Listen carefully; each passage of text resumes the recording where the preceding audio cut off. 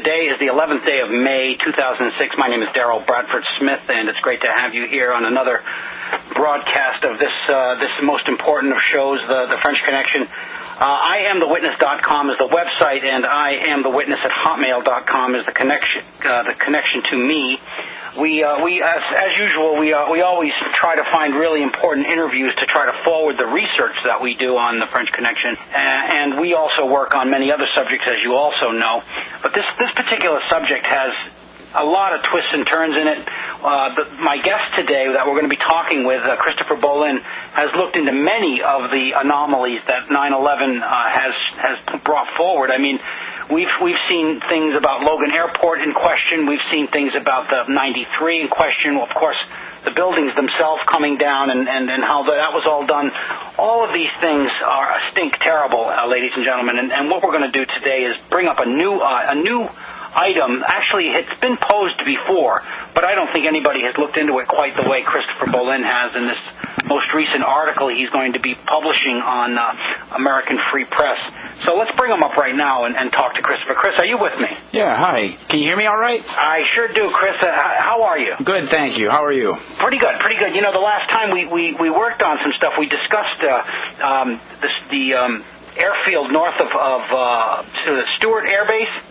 We discussed the convergence of the planes from Logan over that airfield, and we discussed some of those facts last time we were on with me. Yeah, we have. We've talked about Stewart Air Force Base and the security at Logan Airport, or the lack of security. Mm-hmm. Well, what was the airfield's contract with? What Israeli company was working out of Logan? That was a company called Huntley USA Corporation, which is a wholly owned subsidiary of a company formerly known as International Consultants on Targeted Security, or ICTS, which is a Mossad company based of Israelis who have had long careers in Israeli military intelligence, and they based their company for international providing security at airports. They're based out of Amsterdam in Holland. Well, they are at Schiphol Airport. They're also at Gatwick, from what I understand, and they have other airports in America, don't they? Including the one that we're going to discuss today over in Cleveland. Well, that's a good question about Cleveland. I haven't checked that, but they did provide security at Newark Airport and also at Boston Logan on 9/11. They provide security at a lot of airports. That's interesting. I haven't looked into that about the Cleveland Airport yet. Well, what we do know is that there were some very strange behaviors of these aircraft that kind of converged over Stewart, and we're going to revisit this for a second because I'd like to use this particular anomaly to bring us into the next one. We had those Logan flights kind of crisscrossing over the Stewart Air Force Base, didn't we? Yeah, they converged. Both Flight 175 and 11, the two planes that hit the World Trade Center, they converged over Stewart Air Force Base, former Stewart Air Force Base. Now it's Stewart International Airport, and it is the only privately owned airport in the United States. And this is only 60 miles north of the World Trade Center. So this is all within the New York metro area. And what may have happened is that these two planes, if we use the Operation Northwood scenario, these two planes may have landed at Stewart International Airport, which is in Westchester County, and drones may have taken up their flight paths and continued the flight to the World Trade Center. Well, that's not a big leap of faith, and in fact, weren't there some people instrumental in the privatization from the Port Authority of the World Trade Center and the Stewart Air Force Base? Very some good. of the same characters? Very good point. Very good point. The person behind the privatization of the airport, the Stewart Air Force Base, and the World Trade Center, the architect of all this is Ronald Lauder. And he's a son of Estee Lauder, the big cosmetics company in New York, and he was the director of the governor's privatization board, and he pushed for the privatization of the World Trade Center and of this airfield in the year 2000. And the airfield, the Stewart Air Force Base, was privatized earlier than the World Trade Center. As you know, the World Trade Center only became actually privately held property on July 26th of 2001. Yeah. And the person that was in charge of the Port Authority of New York and New Jersey at the time was Louis Eisenberg. He's the former head of the United Jewish Appeal, and he is the person who oversaw the negotiations which delivered the lease, the 99-year lease, into the hands of Larry Silverstein. Well, now, it's interesting to note that Mr. Silverstein, prior to his ownership of that building, was a strip bar owner over in Brooklyn of a place called Runway 99. Now, how a man goes from owning strip clubs to being in charge of a several billion-dollar building is anybody's guess, but I would say that there's a lot more to that story that we need to uncover. But well, he was also named in a lawsuit in which Bill Clinton was also named regarding the smuggling of drugs into the United States, the whole Mena, Arkansas drug smuggling ring. There was a lawsuit brought by, I think it was a former Marine, which was thrown out. But in this lawsuit, Larry Silverstein was named as being involved in this drug smuggling operation. Well, no surprises there again. And now here's the interesting thing about Ron Lauder, and including Mark Rich as well. Both of these men have been hovering around this deal, and both of them have a very close connection to Herzliya, where there's a university structure for preparing people to go into the Mossad, isn't there? I think you would call it Mossad University. It's in Herzliya, which is where the Mossad has their headquarters, north of Tel Aviv, and it's called the Interdisciplinary Center, the IDC. And both, like you said, Mr. Rich and Ronald Lauder have donated funds to the school, and they have colleges or schools in their name. Ronald Lauder has a school for strategy and government, I think it is, and the Mark Rich has a school for financial transactions. And the thing is that the head of the school, the dean of the school, is a former director of the Mossad.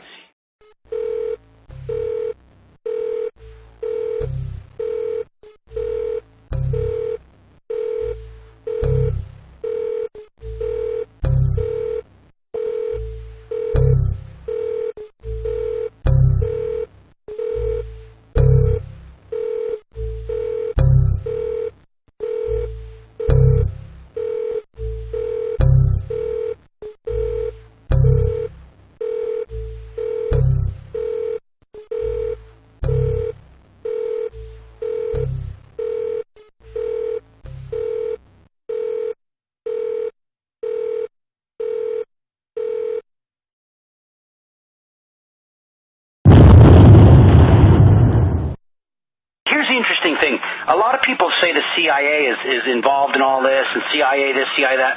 What I've found over my time investigating this, the CIA pretty much is kind of gutted these days, and it's more of a paper pushing organization. What I found is most of these relationships that go back to the Mossad are done with the Department of Defense and the Pentagon, and you can see that with Feith and Libby and all the rest of them, and much of their planning, it seems, with the Mossad goes through that organization rather than the CIA. Am I correct in making that assumption? I think you're right.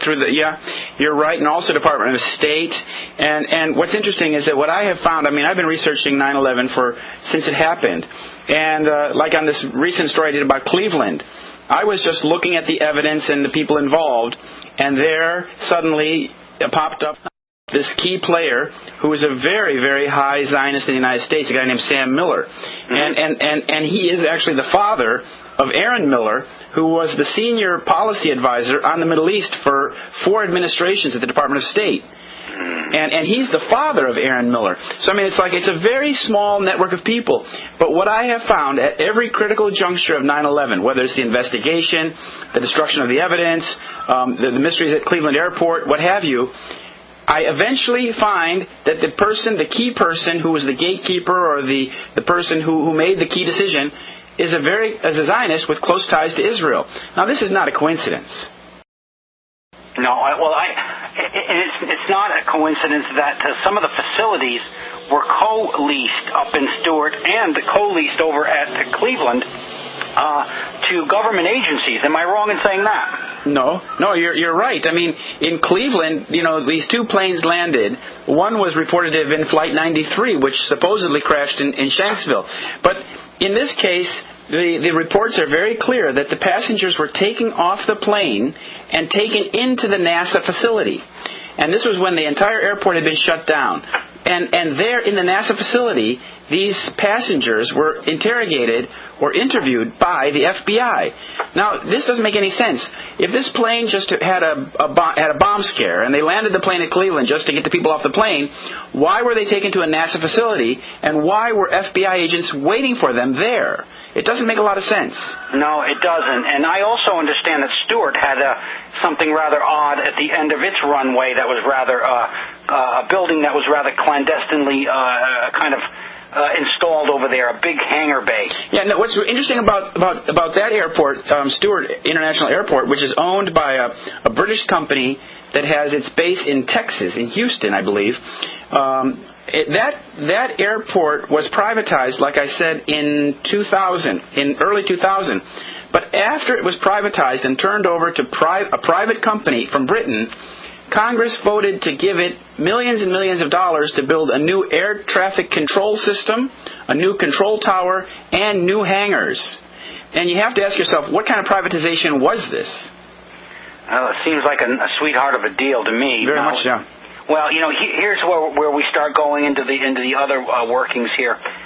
This plane, supposedly, 93, was full of American citizens and foreign travelers. I don't know the passenger list.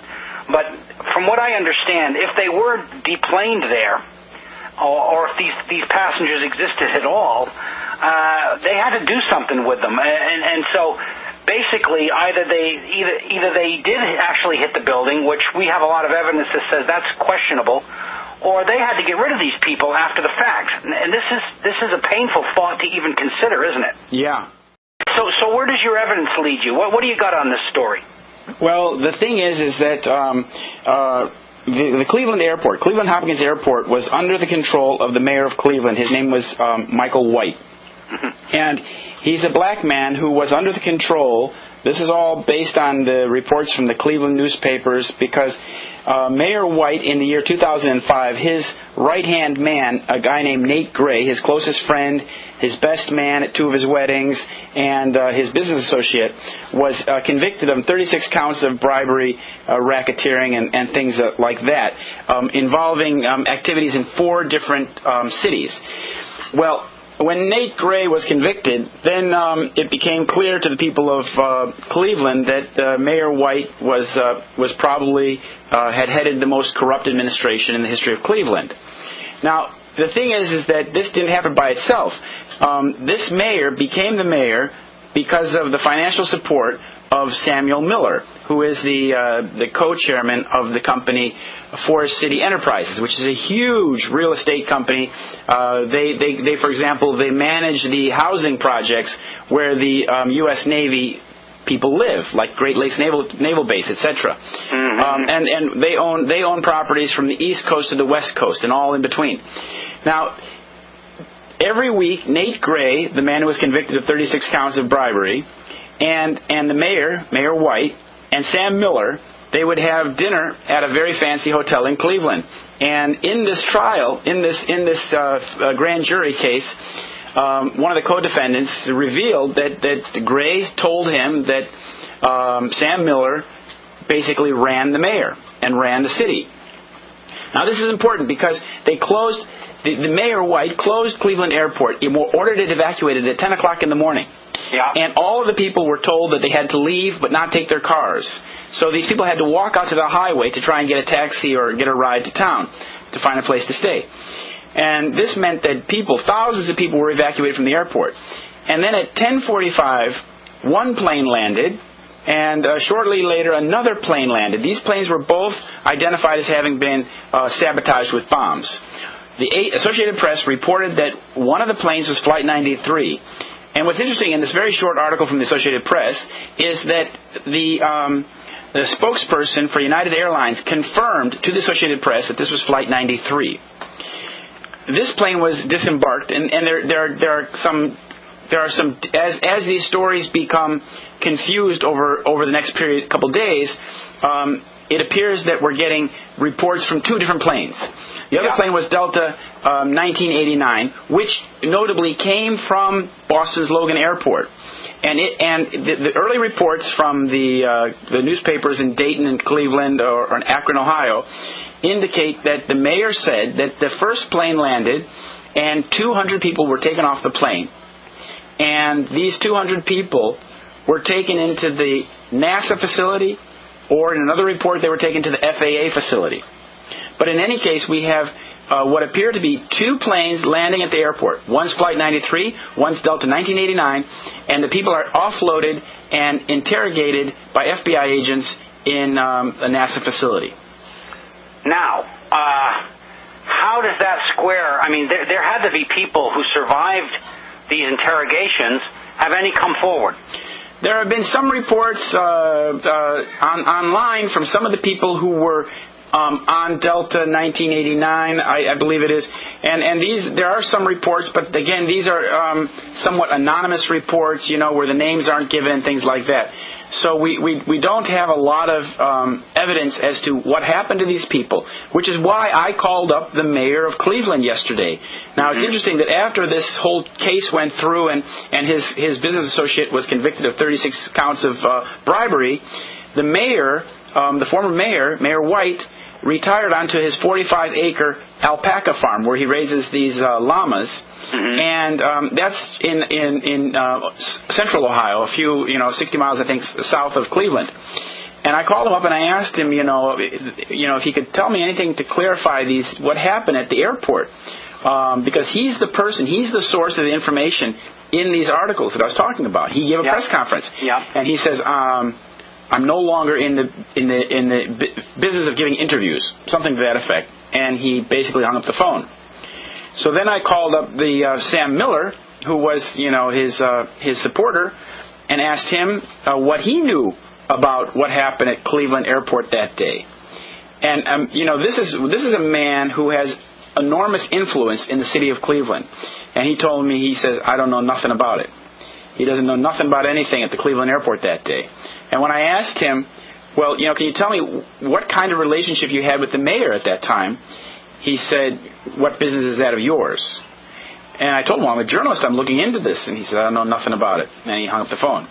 So it's a very, and what's interesting about Sam Miller is that he is the father of Aaron Miller, who is a State Department official who has basically written, the Oslo Accord and United States Middle Eastern policy for the last 4 administrations. Well, here's where it gets interesting. Okay. Well, you also made a little visit to Shanksville. Yes.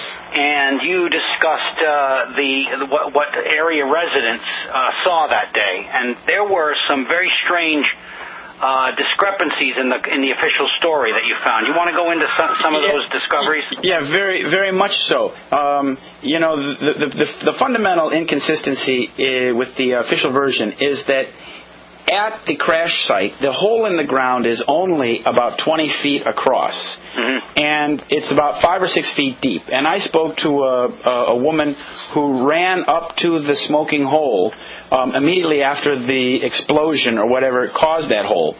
And she told me that it sounded like a tremendous explosion, like an atomic bomb, she even said.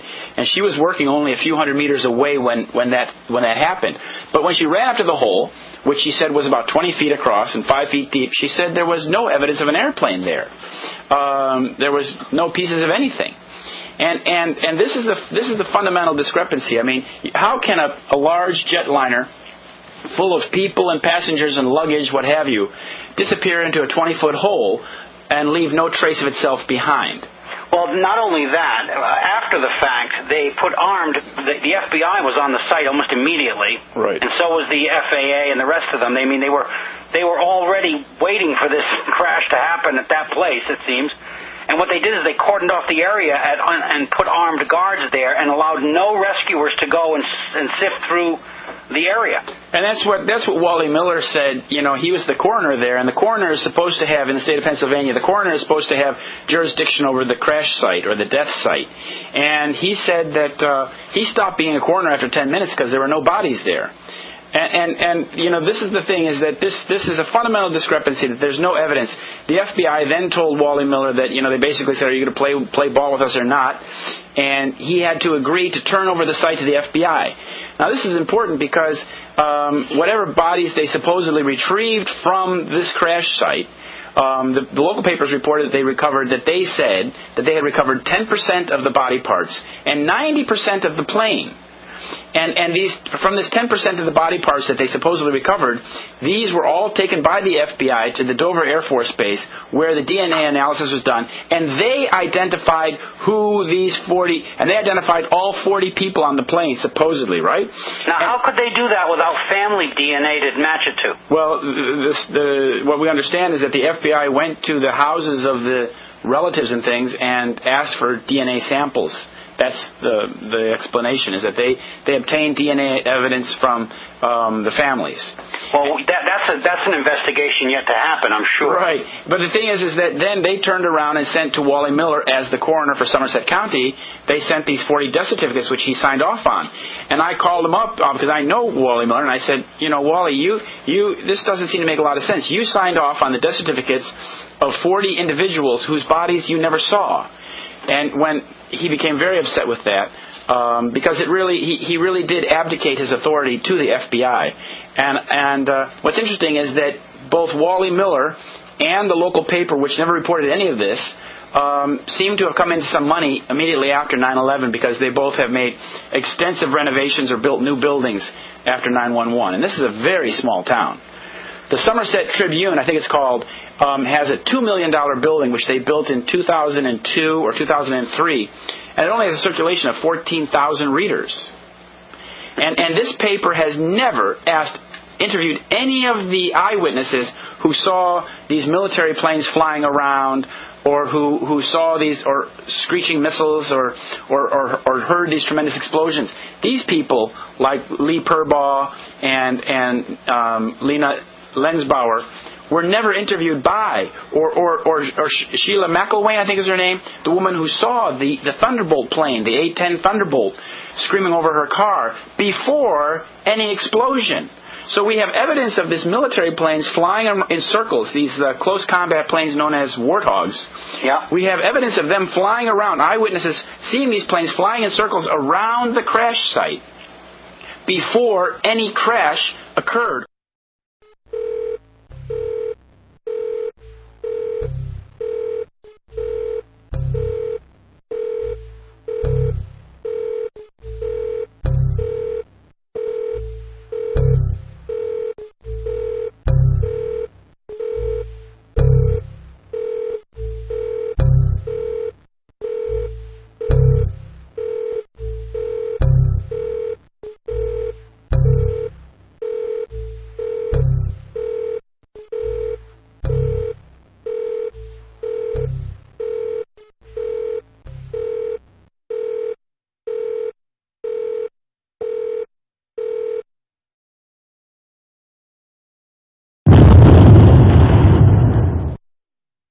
And this doesn't make any sense. But because this paper did not interview any of these witnesses, and there are scores of them, they apparently did the right thing and came into a lot of money. And now let's talk about the FBI for a minute here. It seems to be the police authority that is most corrupted in all of these investigations. If you go back to looking into Oklahoma City, if you go back and look at Bill Clinton's MENA, and you look at all of the machinations in Washington, D.C. over the last 20 years, right. It seems like the FBI is the one that is the most corrupted. And there's no question about it, and I think that occurred at the top. You know, the Department of Justice has had a cabal of very powerful Zionists running it, going back 30 years or so. I mean, there was Abraham Sofayer back in the Reagan administration time, I think it was, and during Bush father's period, and now we then during the time of 9/11 we had Michael Chertoff at a key position, in charge of the criminal division of the Department of Justice, and he is a dual national, Israeli American, whose mother was one of the first Mossad agents in the state of Israel. So with those kind of people at the very top, you remember at 9/11 we had a brand new director of the FBI, brand new director, Mr. Mueller, and he was only on the job for less than a week. And so when I checked into it, and asked, well, who was making these decisions at the Department of Justice, and guiding this investigation of 9/11, I was told it was Michael Chertoff. Well, and Michael Chertoff's also the gentleman that went up to upstate New York and got a pedophile charge sealed on Scott Ritter. Right. So I mean, when we start looking around at this stuff, it's always the same faces or the people in the same group here. Right, now, and they keep popping up, and they're not, they are not tied to the Vatican.